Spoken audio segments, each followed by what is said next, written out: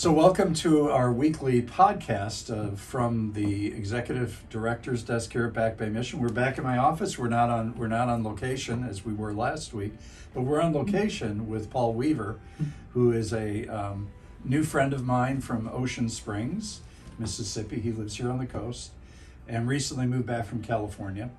And I want to mention how I met Paul and his beautiful wife, Amy. I was out looking at homes that were for sale, and a friend of mine was saying we should stop and ask that couple how they like the neighborhood, and I'm like, no. I just don't want to run it, stop at random people's homes and places. Right. And they were out kind of doing lawn work and stopped and asked Paul and Amy how they liked the neighborhood, and found out we have a lot in common. Absolutely. And so I think our first excursion was to go to the Buddhist temple in Yep. Gaucher, Yep. which looks like Gautier, by the way, but in Gaucher. And we had a wonderful lunch there together on a Sunday afternoon Absolutely, yeah. with, I think, one of your daughters, just one of your daughters, right? Yeah, my oldest daughter. Yeah, so Paul has two daughters. Awesome. He is a therapist, he's a spiritual director, and he's a musician, and he has his MDiv, so he's kind of a Renaissance man. So we're going to talk a little bit today about his experiences in Cuba and how his experiences in Cuba kind of inform his life, Yeah, inform how he walks in the world, and inform kind of issues around poverty and homelessness, which is what we do here at Back Bay. So, Paul, welcome. absolutely. Thanks for having me. Yeah. I'm Do you want to excited. say anything about yourself? About myself? I was gonna say something about you. It's been, about myself, I think that I like I like people. I love engaging people, and I'm excited to see where we land today. Yeah, Absolutely. so thank And you. it's been awesome to get to know you. Absolutely, it's real great. I'm from here. I grew up here on the Mississippi Gulf Coast, and so you kind of came in. We just kind of threw a cast net, and y'all just kind of pulled on up there, and we're Yeah. it's good to meet y'all. So yeah, let's just dive in. Okay. So I wanted to ask you. You've spent some time in Cuba, and I think we have kind of a mutual interest, probably in Latinx and Cuba, and kind of the idea about immigration and migrants and so on. Sure. So share a little bit with the folks about your work in Cuba. Okay. So quickly, my wife and I worked in and out of Cuba for several years, and we pre-seminary. So, and we worked with some agricultural projects, working to help cultivate rice and beans primarily.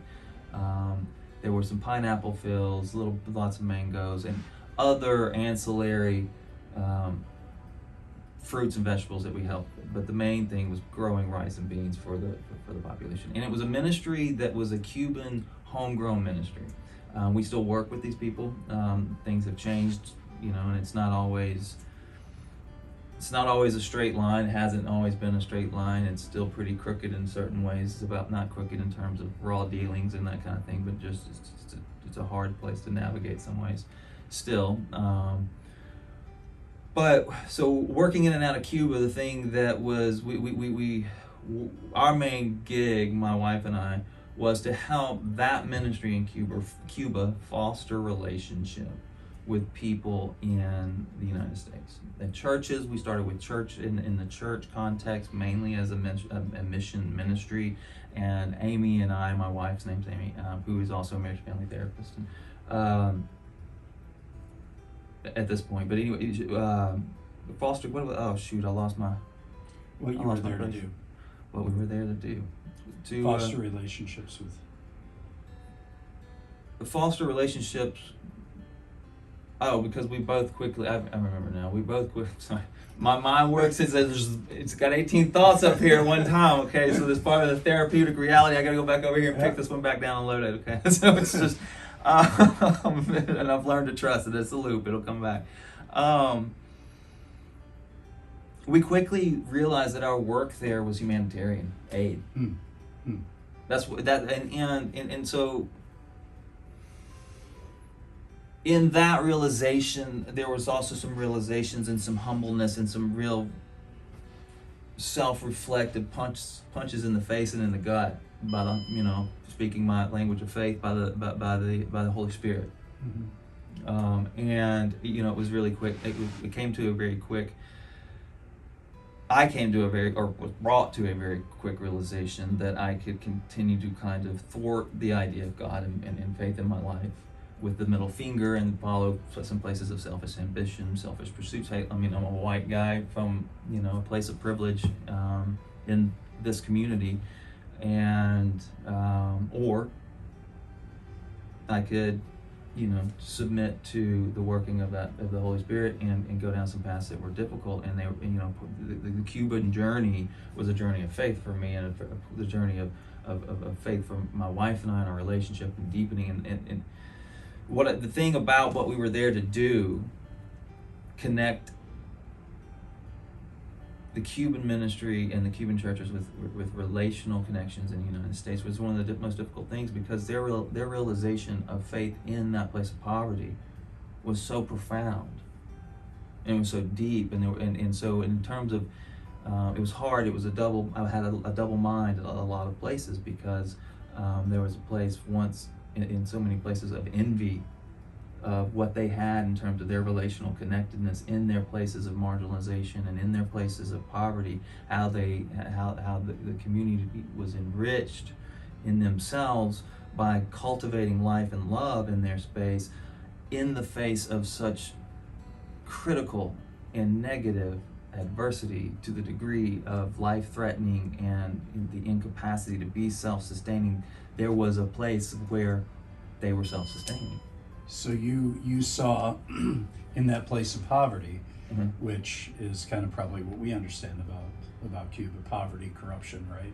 Hunger, and it's there. Doing rice Harsh. and beans, kind of providing for basic needs for folks. You saw that these people living in that situation or in that place had more faith and more hope and more interconnectedness than what we do back here in the good old United States. At that point, yes, unequivocally. But that was me also painting the entirety of the American church with one big, and that's now, since that period, very much delineated. The idea of, because after that, our time working with Cuba in Cuba, the way we were working initially was we were going down there, we were bringing resources, medicines, things that were vital to the building of places of worship and in helping the community of faith kind of develop. But really more that our priority was developing farms. And that's what we were helping do and those farms were run by the Cuban church. And so part of it is kind of getting outside your own comfort zone, getting outside yourself, realizing kind of a different narrative, right? In Cuba, and was transformative for you and for Amy. Oh, absolutely. So it really came back to this place of what does it mean to, not what does it mean, I think for me it became a nagging question that really bothered me. What do these people in these places of marginalization understand about faith and hope that I have been taught to misplace in this false reality of privilege or prestige or this or that? And not even in privilege and prestige, we often think like these big things. I mean, the fact that we have running water and it's hot and we can take a shower and I can flush the toilet 5 times a day if I want to. That's a level and that's very stark. It was like, and I learned to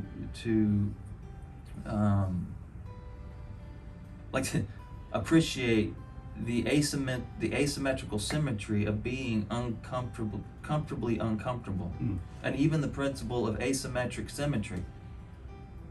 this balancing idea, you know, in the harmony idea and that kind of thing. And so coming back here and then having done the work I've done in the field of family therapy, and with other populations of disregard. I mean, that's what we do. We just disregard people when they no longer serve our consumptive needs. Yeah. And so working with discarded people in Los Angeles, and working with them in Ohio, and continuing to work in places with the discarded even here locally.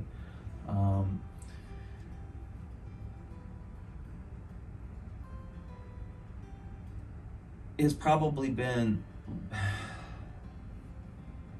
it's not probably, it is the most rewarding thing to do in my life on the one hand, and on the other hand, it's one of these things where it's a painful reality because it's an iron sharpening iron thing, that I take away so much more than I often feel like I'm compelled to give. And so I think that this idea of coming into a process of hope is two workers or two people working together. And figuring that out and figuring out that our survivability, our ability to not just survive, but to recognize that our ability to thrive in this situation requires that we lock arms in a way that emboldens trust, emboldens empathy. And that's the therapeutic process for me, because bam, we come full center. I mean, we can talk the language right into small populations. We can talk it into the immediacy of a relationship between you and I, or the individual I. I mean, so it's like to lean out and then do the work of ministry is for me to understand that I really came of age in my place of faith from my experience of a group of people who should not have loved me and should not have accepted me in.